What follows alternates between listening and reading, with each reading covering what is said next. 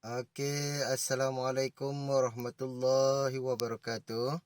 Semoga semua penonton dalam keadaan sihat walafiat dan dalam keadaan yang ceria, gembira dan dirahmati Allah SWT. Baik, para penonton semua, kita kembali lagi ke channel Al-Faqih Hikmah. Hari ini saya hendak membuat sedikit preview mengenai tumbuh-tumbuhan yang ditanam di rumah, tetapi selain daripada dijadikan sebagai hiasan, tetapi tumbuh-tumbuhan ini juga boleh digunakan sebagai bahan untuk memasak dan juga kadang-kadang kita boleh gunakan sebagai nilai perubatan. Walaupun tak banyak, tetapi saya nak buat sedikit preview lah untuk para penonton sekalian. Baik, sebelum kita lanjutkan video kita ini, mohon para penonton untuk membuat tekan tombol loceng, subscribe, like and share. Okey, subscribe, like and share channel Al-Faqih Hikmah. Baik,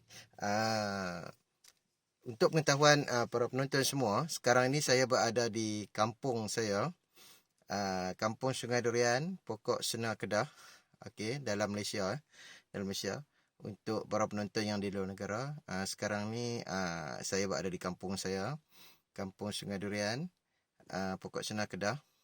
Mungkin ada di kalangan para penonton daripada Indonesia yang biasa datang ke sini juga, yang biasa bekerja di Malaysia, yang biasa datang ke sini. Okey. Di kejiranan kita pun ada juga di kampung ni, kejiranan kita daripada orang Jawa, orang Jawa Tengah, Jawa Timur, Jawa Barat pun ada. Mereka bekerja di sini ya. Baik, sekarang ni saya sudah sampai di kampung saya. Okey, ini kampung saya. Ini adalah rumah ibu saya di kampung. Rumah kampung lah, rumah yang tak seberapa. Baik, kita keluar dulu dari kereta. Okay, sekarang ni kita lihat. Ini adalah suasana panorama kampung saya di Kampung Sungai Durian, Pokok Senar Kedah. Kalau kita lihat, di situ ada kanak-kanak sedang bermain. Okey, kanak-kanak sedang bermain. Okey. Baik, ini ada rumah-rumah. Okey. Baik, sekarang kita lihat dulu gambar rumah saya di kampung. Baik. Ini adalah gambar rumah. Okey, ini suasana dia kampung. Baik. Kita lanjutkan video kita ini. Kita pergi ke apa yang kita nak lihat adalah tumbuh-tumbuhan. Ini adalah tumbuh-tumbuhan yang ditanam di dalam pasu. Okey, bunga menjarum. Okey. Okey. Kita pergi terus. Sekarang ni suasana kampung ni dah tak macam dulu dah. Dulu mungkin kita lihat banyak tanah. Sekarang ni telah dipagarkan, telah disimenkan, dan sekarang ni dah ruang tu tak banyak untuk kita bercucuk tanam. Namun kita masih berusaha juga untuk menanam tumbuh-tumbuhan untuk menceriakan, menghijaukan suasana rumah kita. Dan ini adalah pokok apam, apam hijau. Ya, sebaris. Okey, pokok apam hijau ni untuk hiasan lah. Selain daripada tu, kita lihat nampak hijau. Okey.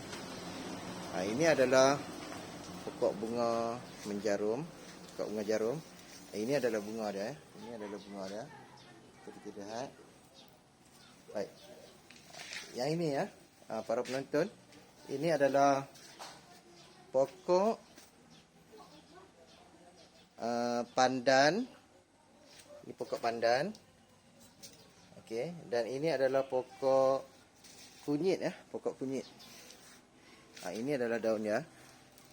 Kalau kita lihat, ini adalah daun pokok kunyit. Subur. Kalau kita lihat, subur.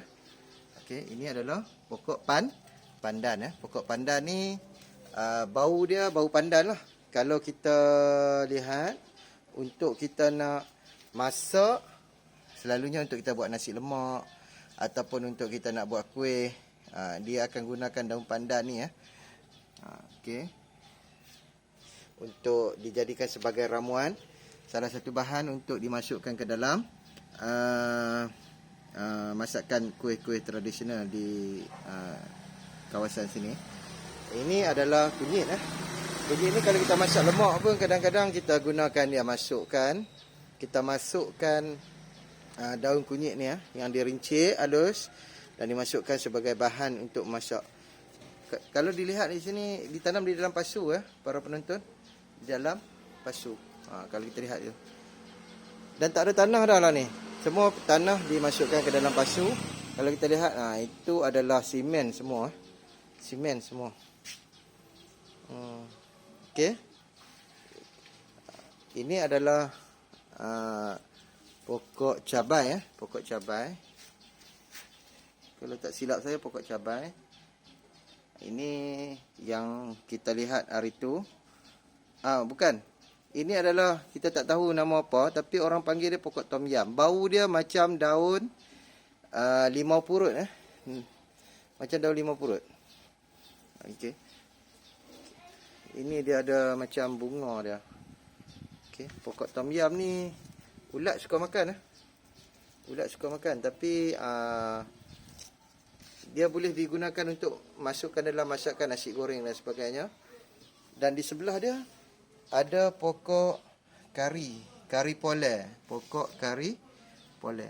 Daun kari Daun kari ni kita gunakan untuk memasak. Apabila kita masak kari, kita masukkan daun ni. Selalunya orang India selalu guna, orang Melayu pun selalu guna juga apabila dia buat masak kari Dan sekarang ni orang masak nasi pun, nasi lemak, orang goreng ayam, ayam rempah dan sebagainya, dia akan masukkan daun kari. Seterusnya kalau kita lihat ni adalah daun pegaga. Daun pegaga. Daun pegaga. Daun pegaga ni kita boleh gunakan untuk dijadikan ulaman. Makan sebagai ulam. Makan dengan nasi dan juga sambal belacan. Dan kalau kita lihat, dalam pasu ni kita tanam 2 tumbuh-tumbuhan. Salah satu dia pokok pegaga ni. Dan kalau kita lihat, nanti saya silap. Okey, di belakang ni nampak. Okey, dekat kan. Ini adalah daun cekor. Daun cekor ni kita boleh dijadikan sebagai ulam. Memang sedap ni. Memang sedap. Daun cekor Okey, subur ni. Sebab hujan semua sekarang ni. Okey. Ini adalah daun limau purut. Daun limau purut. Dulu kita tengok yang sebelum ni saya buat yang pokok dia besar. Ini ditanam di dalam pasu. Kalau kita lihat pokok ni dia kurang subur sikit sebab dia berada di dalam pasu. Pokok ni dia kena ada di atas tanah. Dan kalau diperhatikan di sini dah kena makan ulat ni. Ini kena rawat pokok macam ni. Kena rawat. Kalau daun dia kehijauan, hijau terang, itu yang pokok dia kalau terang macam ni, itu daun dia subur lah. Ini mungkin dia kena panas sebab dia di atas simen tu. Okey, yang ini adalah pokok limau kasturi. Limau kasturi ni bagus dimakan begitu saja ataupun diperahkan ke dalam air sirap limau, TOS limau ataupun limau kasturi saja dan dimasukkan gula, diperah dan masuk ais. Sedap dimakan Okey, ini adalah kucai. Pokok kucai baru ditanam ini baru ditanam, kecil lagi. Okey.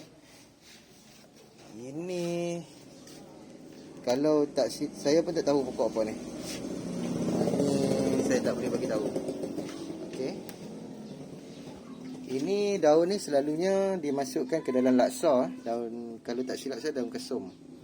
Kalau di Kedah ni dia panggil daun kesum. Daun kesum ni apabila kita buat asam pedas pun kita masukkan daun ni. Dan juga masak laksa, laksa Kedah, laksa Kedah yang masukkan ini juga dalam kuah dia. Masakkan. Okey, ini daun daun selom. Ini daun selom. Tapi dia kurus sikit. Sebab daun selom ni dia sepatutnya di tempat dia berair. Tapi dia keadaan tempat yang panas, dia tak sesuai. Okey, ini daun kunyit. Dan ini adalah daun cekor yang tadi ni, yang dalam satu pasu ada dua, yang ni ada satu saja. Okey. Inilah kelihatannya daun cekor. Boleh buat ulam ni. Baik. Yang ini adalah pokok aloe vera ataupun kita panggil dia sebagai pokok lidah buaya. Pokok lidah buaya. Okey, lidah buaya. Okey, kalau para penonton, kalau kita demam panas, kita boleh ambil isi dalam dia. Kupas, ambil isi dalam dia. Dan kita masukkan dalam air, sedikit gula batu kita makan. InsyaAllah dia akan menurunkan kolesterol dan juga menurunkan suhu badan kita. Melawaskan pencernaan penghadaman. Dan ada juga orang gunakan dia untuk basuh kepala. Lendir kat dalam ni. Ambil lendir dia. Basuh kepala, dia akan hilangkan kulumumur dan juga menghitamkan rambut dan juga membuang panas. Banyak khasiat dia ini.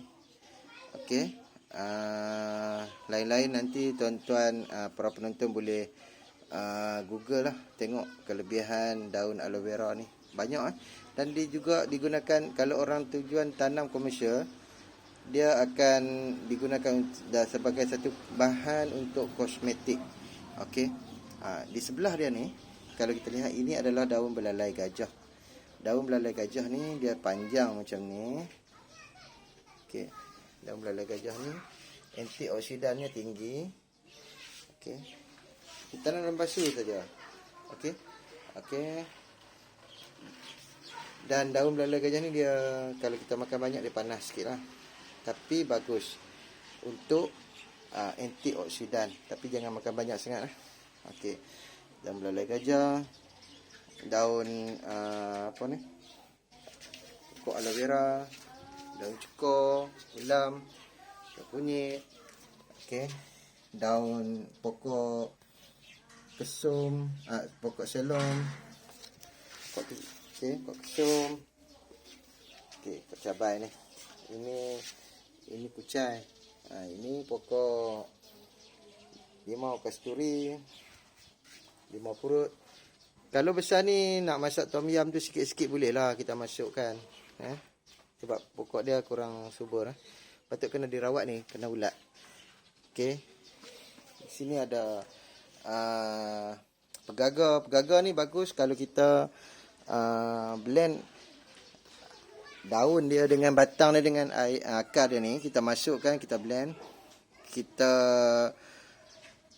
buat jus pegagar. Bagus. Bagus untuk antioksidan, untuk kurangkan lemak dalam badan, kurangkan kolesterol dalam badan. Okey. Lepas tu daun apa tadi lupa lah. Daun kari kari pole. Kari pole. Ini tak tahu nama dia, pokok tom yam ni. Daun tom yam ni. Okey. Ni pokok pandan. Kalau kita lihat para penonton, di kawasan rumah kita, walaupun kita tinggal di taman sekalipun, kita masih lagi boleh berbakti, bertanam, bercucuk tanam untuk sekurang-kurangnya kita boleh gunakan untuk kita makan sehari-harian. Tak perlu kita nak beli dah. Benda yang ada kita boleh. Selain tu pokok-pokok tu juga boleh dijadikan sebagai hiasan. Sebagai hiasan. Kalau kita terlihat ni ruangnya sempit saja, tapi kita boleh manfaatkan untuk dijadikan sebagai hiasan dan juga ada manfaat untuk untuk kegunaan kita. Dan kita tengok suasana kawasan ni pun akan nampak hijau. Kerana ada tumbuh-tumbuhan, nyaman dilihat. Okey. Saya rasa setakat itu saja para penonton.